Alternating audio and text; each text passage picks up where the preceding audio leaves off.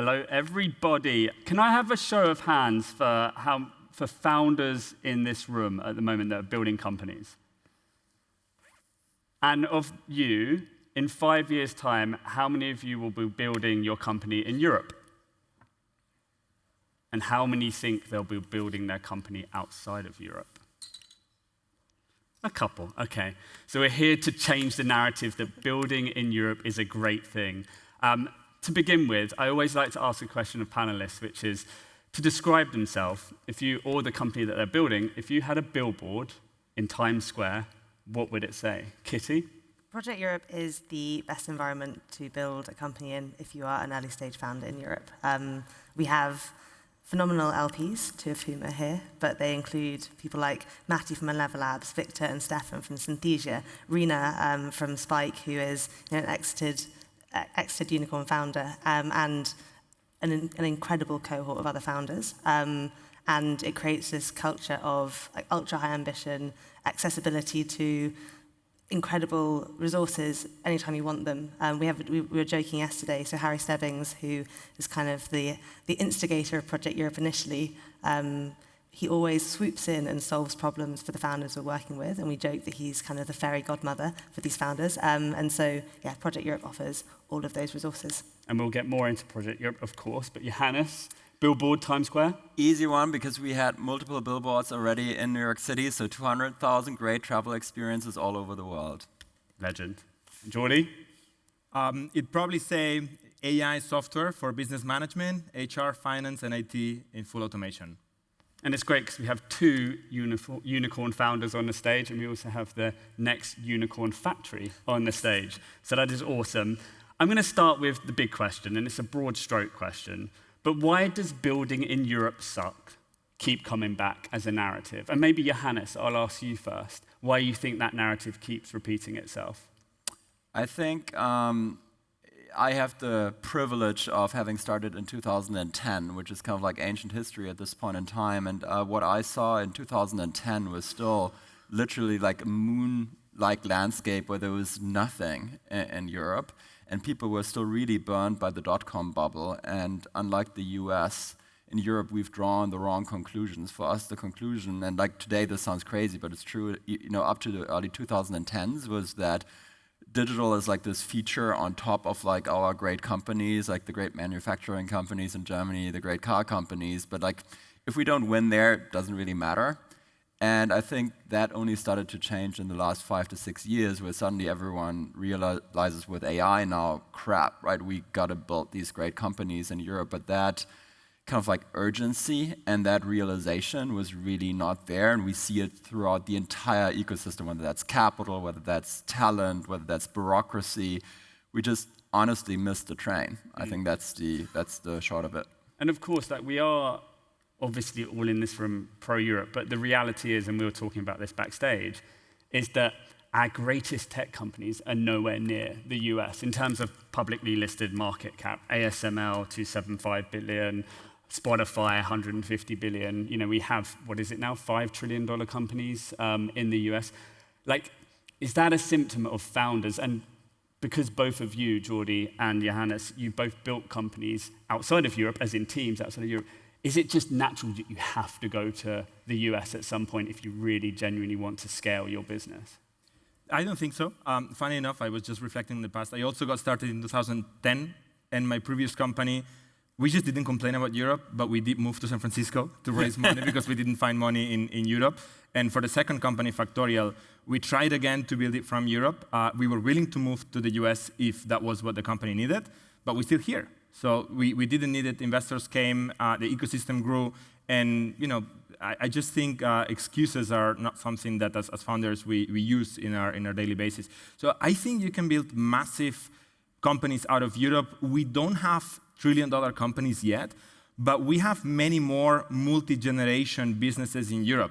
I was recently at an event in the south of Germany in a castle, and I got to hang out with a lot of people that were leading companies that were founded by 4, 5, 6 generations prior to them. And I just love this mindset of, like, this is not my company. This is a company that I'm looking after for 60 years, then passing it on to another generation. they don't do that in the US. So like, yeah, they got the trillions, but we got the history, we got the generational businesses.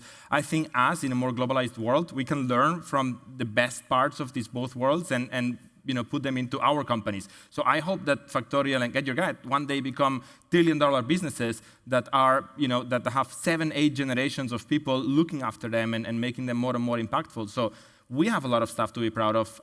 We should just not complain and keep building. And I would say that actually reflects on what I see with early career talent in Europe as well. There's definitely this very strong sense of earnest ambition where these early career founders, like sometimes from the age of 14, have started off on these lifelong, potentially sort of like multi-generational goals. We've got one founder we've just backed, Nils, who is based in Sweden, and he's been working on scaling up hydrogen production efficiently since he was 14 in a shed on his grandparents' farm on the western coast of Sweden. And he is setting out to build one of the biggest hydrogen producers in the world, and his ambition is to have something that he can pass down through generations. And I think that really earnest, grounded, serious ambition, long term, will trump this kind of short term, very, very fast growth hustle culture that you see.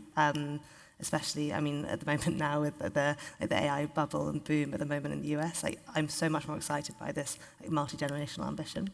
And it's a kind of question to all of you off the back of that. Do you think our tolerance for risk in Europe is starting to improve, right? We see a lot in the US. It's like the celebration of young talent, for good or bad, get piles of quite a lot of money in the US, right? Well, I see and a bunch of others in Silicon Valley. Here we have this tolerance, or lack of tolerance for risk, which is that you see a lot of these young founders, and they think the path is to go and work for a company, kind of tick boxes, okay, I've done this part of my career now after my university, and then they go and raise their first round of funding at a certain point. Like, you're on the ground, you're seeing this with Nils. Would Nils have raised money if Project Europe didn't exist, and not just a promo for Project Europe, but what would his trajectory have been? I think, the risk on two sides. I think for these young founders, it seems like far higher risk to go into a couple of years grad scheme before even trying to do the big thing. I think in terms of investment, definitely, there's European investors are seeing far more competition now from US investors. They're having to go earlier on founders who are potentially pre-idea, who've actually started building, started getting stuff done, but haven't necessarily reached. They haven't got spreadsheets of data and clear evidence of traction yet. And so yeah, I'm definitely seeing. Maybe it's because of the Project Europe's sort of aura effect, I'm not sure, but these founders are not seeing the amount of skepticism I've seen founders have to navigate sort of 2-3 years previously. And Johannes, what's the most underrated thing about building a company in Europe? Talent. So I think we have this kind of narrative that for some reason people in San Francisco are brilliant and people in Europe suck, and I think that's just completely wrong. I think we have literally the same talent density, if not even higher in Europe, because our average education is really good. We're here in Munich. Technical University of Munich is a standout university. LMU Munich, which is kind of the more kind of a liberal arts university here, standout university. You just look at the neighborhood, Zurich, ETH Zurich, Frankfurt, Darmstadt, Stuttgart, all of those have really good schools. So it's really not about talent. I think it's rather about experience. So what we are lacking is basically 1 or 2 generations of builders who have kind of built the best practices into the ecosystem. The only time when we go out to recruit from the US at this point in time as Get Your Guide is if we need a very specialized skill set or something where people just haven't seen the same scale before, right? So there are not that many chief product officers in Europe who have built for companies that do billions in revenue and have 100 million plus users, right? You just don't have these people yet, and that experience is not nurtured. But I think in the next cycle, so for the next generation, I'm incredibly bullish. That's why, frankly, I invested in Project Europe, shameless plug, because I do believe in that next generation of talent. And maybe it's for both of you, given that you've hired quite a lot of people for your teams.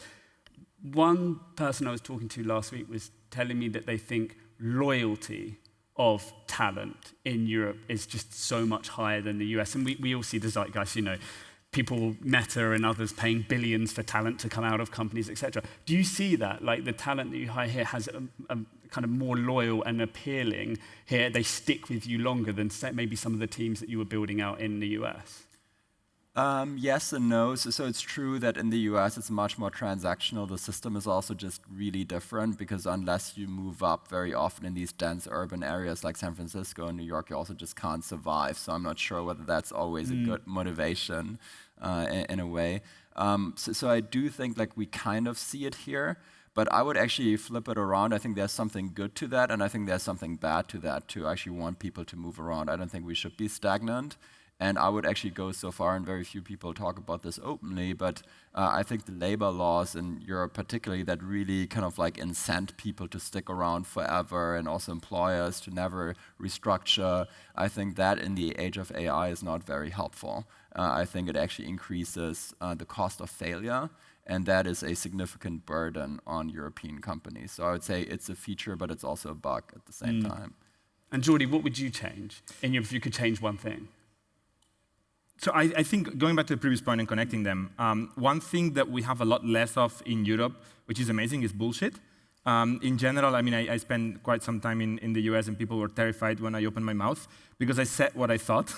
and I think you go back here after operating there, and it connects with the loyalty, and it connects with what we have differently. Also, a lot of quality of life. People are not ashamed to say, look, I'm going to be a father, I'm going to be a mother. Let's talk about it openly. What's the deal between the company and the family? Let's not just hide and pretend. And I spend now a lot of time talking to my friends in Europe, in the US, about this 996 thing. People working from 9 to 9, 6 days a week. And they're tweeting about it all day, and they're talking about it while they're hanging out at events and organizing barbecues with founders. We're just working in the office quietly, without all the bullshit around it. So I just think it's a different style. It can be way more productive. Definitely the Germans got this better than the Spaniards, but we're learning. So I'm here trying to bring back some of the productivity to my country.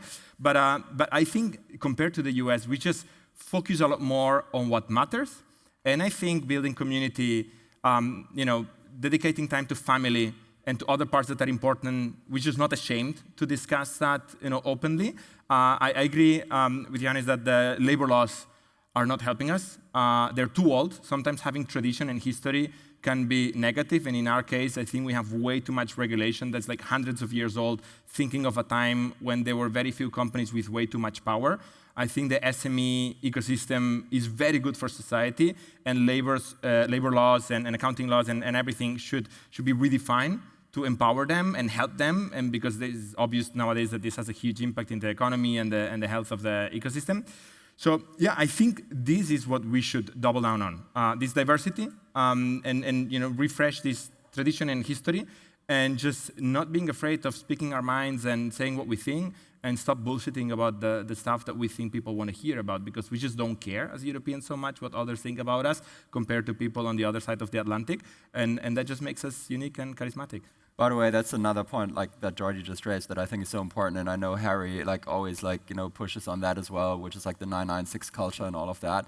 Like the reality is, in the US, and I employ a lot of people in the US, very few people actually work like that. It's true for early stage companies. By the way, the same is true in Europe as well. If you're an early stage company, you grind as well, it's 996. Of course, it needs to be, otherwise you're not successful.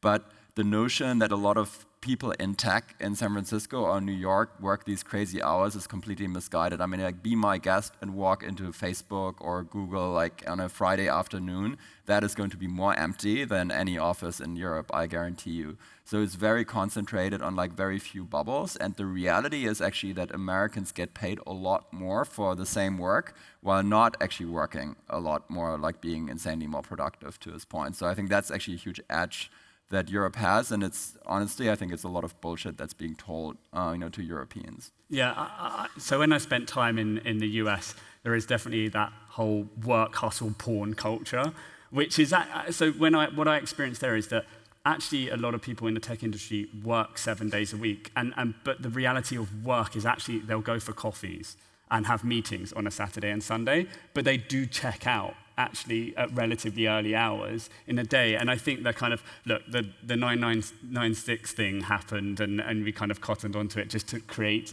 a story, like to get people discussing. But like the reality is, I think the best companies are working in silence all of the time, right? And like working, it doesn't mean like sitting in front of a computer doing emails, like for 15 hours a day. It is like thinking about the business you're building, like walking down the street and deciding like what decisions you need to make, have a call with someone. I think there's just the competition for the 0.1% of best companies in the US is fucking difficult. And you have to be able to grind and work hard. And the 996 thing, it was just to get the conversation going. Totally get that, but I think the thread here is, and like that's where we pull it together, right? Like the young founders in Europe now have that mindset. Yes. They do think about the business 24/7. And to his point, like the traditional German industry companies, like and the family companies, they were only successful because their founders were also working like that. Yeah. Like if you look at the work ethic of like the top brass, like of these type of companies, they work all the time and insanely hard. They think global. So actually, I do think we have that DNA here. We just don't have that generational talent yet in the tech industry because we don't have that time spent in the market. I think the average work week in Germany about 150 years ago was 82 hours. That was the standard work week. But I think also this sort of like separation of work and culture is like far more pronounced in Europe. Like after work, people don't necessarily go and hang out with their colleagues, whereas in San Francisco, you have no option but to hang out with other founders, builders, investors after work. And so work culture is far more pervasive, but doesn't necessarily mean you're doing productive work all the time. But increasingly with the Project Europe founders and these early career founders, you see like far more intense bubbles of builders, operators, people in their early career who are just their communities, they are each other's like social lives, work lives, everything. And so you do end up seeing a far more like holistic working culture, I guess, where weekend socializing is also with other founders, builders. And so it kind of continues all the time. The reality is you can't have it all. Like, my wife has this analogy. She's like, life is like a cooker. You have 4 hobs in a cooker, and you're not going to have all 4 hobs in at the same time for efficient food making, right? You have family, work, hobbies, friends. The reality is you can only be all on 2 of those things as a maximum, and for most people building companies, it ends up being work and family, right? Like, it is great if you can hang out with your friends occasionally, and it's great if you can be, a semi-professional tennis player, but like the obsession has to be with only 2 of those things, and if you can balance that, then you can do things exceptionally well. Kitty, because you spend a lot of time on the ground in a lot of the European cities with Project Europe, what ecosystem gets you the most excited at the moment? I think, the obvious one at the moment for me is Stockholm, because we're seeing so much happening there. And it's interesting to see how to almost see the history of that. So you have, it started off, I guess, with Sana and Joel. Anton kind of spawned from Sana and is building Lovable, and then Lovable has created this kind of real booming ecosystem of early career builders.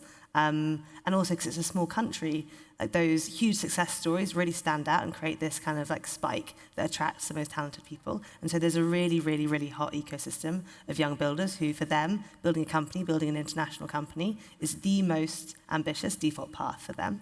But then actually, having said that, I think Munich is an absolute hotbed for this early career builder talent. The investment into things like spaces where people can actually use hardware and build things for free while at university is enormously useful for these really, really earnest builders.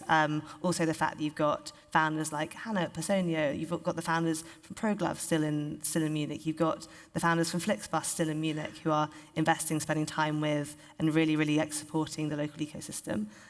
I'm seeing so many great people, and also lots of the people from universities in Munich spend a semester in SF, come back with notions of what that global ambition looks like, and so increasingly seeing loads of really, really exciting builders internationally and from Germany in Munich. Founders in the room, as in you two. Did you go to San Francisco when you started your company? Did you think it was a rite of passage to go and spend time there to understand what a culture of building a company would be like? Well, I had to for fundraising because there was just no funds available in Europe. So I literally know every single door on Central Road, and 98% turned me down. So yes, I did have to go quite a bit. The majority of your cap table is US investors. Yes, it's almost all US investors. But to be honest, I never drank the Kool-Aid as much in San Francisco. I think there's lots of inspirational talent there. But I think, to your point, Jordi, I think we often cut short on the tremendous lessons we have from the entrepreneurs in Europe. So I think there's as much to learn here as there is to learn there. And I do feel like Silicon Valley very often gets completely stuck in its own hype cycle.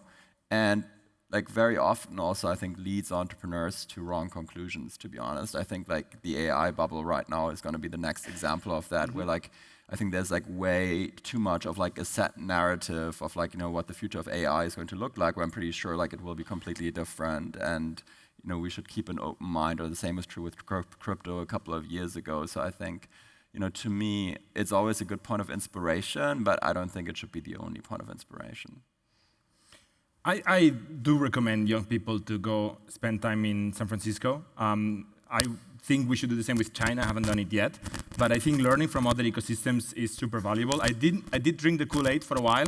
I was also younger, and family wasn't something that was playing out in my mind. Then I realized I never wanted to raise a family in the US. I loved hanging out there, building a network, getting inspired by the ability to take risks and to really fail publicly and unashamedly. In Europe or in Spain particularly, this was not very popular. So I tried to bring this back to Barcelona, to my ecosystem, which was very small at the time of startups in Barcelona. I think now with the H1Bs, something amazing is happening. A lot of the most brilliant Spanish and European young talent, engineers, designers, product people, researchers, that are now maybe at risk of losing their visa, or maybe they're just afraid of the government in general. They're coming back with this attitude, with this kind of open mind that they have, back to their home, to their lifestyle, to the quality of life that they appreciate, and helping us build longer, enduring, compounding businesses. I think this is one of the best things that happened in Europe for a very, very long time. So I'm actually super excited to bring the good stuff from the US back to Europe, and Trump seems to be helping us. I think it's actually a super important point. We definitely see the same thing, that right-wing populism in the US is harming the ecosystem because it's being built by immigrants. And no matter what the story is, at the end of the day, immigrants don't really like that type of narrative and don't like those actions. And I think it's also a big warning for us in Europe, right? If we go down the same path, and I guess the UK, Germany, we all don't really look good, I think that is a huge threat to our ecosystem because it will repel people that should be coming. And also with the HB1s as well, I think it's 70% of HB1 holders are Indian and 90% of those are engineers. And so we're talking about Silicon Valley, we're talking about being a mecca for tech. There is an opportunity to build a mecca for tech in Europe as well and attract non-Europeans across to Europe, especially on the engineering side, off the back of the sentiment that's coming with Trump and HB1s, etc. So I'm an optimist. Come to Spain, better food, better weather, great companies. We're a little bit earlier in our journey than Silicon Valley, but everything else is better. Better food, better weather I can't compete on the weather in Germany, I guess, but it's a great country to live in. I think the talent piece should be the agenda right now. I think that's clearly our right to win, and we in Europe need to double down on it. We have 30 seconds left. I'm going to ask you all each, just to name a company, what is the most underestimated growth story in Europe right now, company-wise? I mean, loyalty to Project Europe. Zelify, a company that we've been working with, in the last 2 months, they've gone from basically being freshly built, zero euros MRR to 15K in 2 months. There you go. Trade Republic, Berlin-based company, insane success story. Few people know how huge the company is already right now, and I think it will transform Europe's fintech landscape. And I'll twist it a bit. I'll say it's the AI researchers coming out of European universities, which are the top 1 in the planet, and we don't find them until it's too obvious, but that's super underrated. Love it. Well, look, you're all legends. Thank you for all being involved with Project Europe. My boss, Kitty, told me to wear the jumper, so very exciting. And thank you for listening. Thank you. Cheers.